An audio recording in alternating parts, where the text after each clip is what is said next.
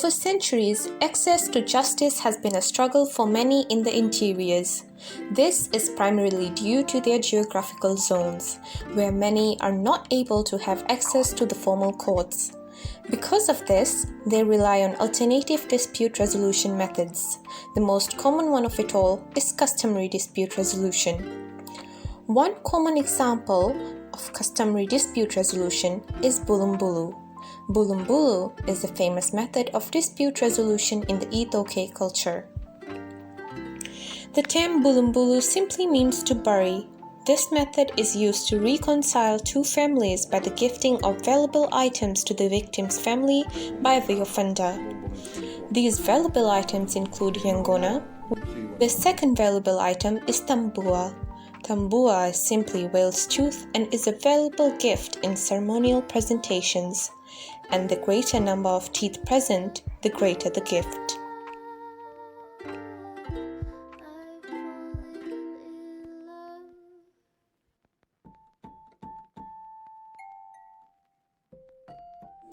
Survivors of illiteracy come from all walks of life, and just like Alex, they are often confused about how the court works and how it can help them. Alex isn't sure where to go or who can answer her questions. She waits for hours and struggles to fill out complicated forms. No one explains what's going on or connects her to an advocate. She leaves the courthouse just as alone, unsafe, and even more frustrated than before.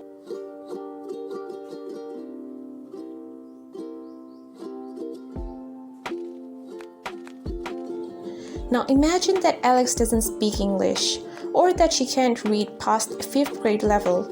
What if she uses a wheelchair? What if Alex's gender identity doesn't match her legal gender? What if she has a limited income and can't afford a filing fees? How can your court ensure that it helps Alex and everyone who enters its doors? Courts across the country are finding ways to respond to the diverse population, training staff on how to assist people with different needs and different cultures, providing security staff who understand domestic violence dynamics and how to keep the survivors safe and separated from their abusers, ensuring that survivors' voices are heard by creating access to interpreters and creating signs and forms in multiple languages, including sign language and braille. Courts are also making facilities accessible to everyone by installing rails in elevators, supplying signs and forms that are respectful and easy to understand, and using pictures where possible. Using gender-neutral language to provide a comfortable and accepting environment for all. And courts are connecting people to advocates and lawyers who care and listen so that people like Alex make informed decisions to feel safe and supported. Your court may already be meeting many of these needs, but there is always more work to be done. With dedicated judges, administrators, and staff and stakeholders, your community can make sure that your court is fair and accessible. The need to raise awareness on the rights of persons with disabilities enshrined in the Fiji Constitution is the key aim for the Fiji Access to Justice project in collaboration with the Fiji Disabled People's Federation.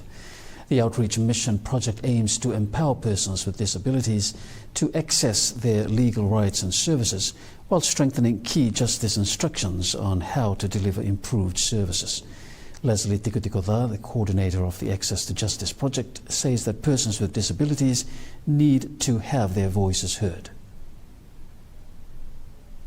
Access to justice for persons with disabilities, where we go, it's a twin-track approach program, where we work together with stakeholders for legal services and also conduct a community outreach, taking information on legal services in partnership with Legal Aids, Fiji Police, Human Rights, and Fiji Mediation Center, where we go down to communities for persons with disabilities and let them know about these services. Because for persons with disabilities, it's quite hard trying to access in these services.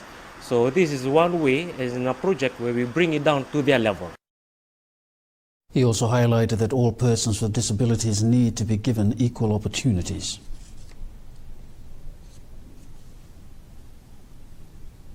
The right has been passed, was passed by last year, which gives us a say that we have all fair equal treatment. For most persons with disabilities, as we go to communities, they do not even know, in the remote areas, they do not know that these rights exist. So it was very important with this project that we went out and let them know, as for persons with disabilities, we also have rights. We have a right for fair treatment. We have a right to go to schools. We have a right, if you want to access the justice service, you have that right.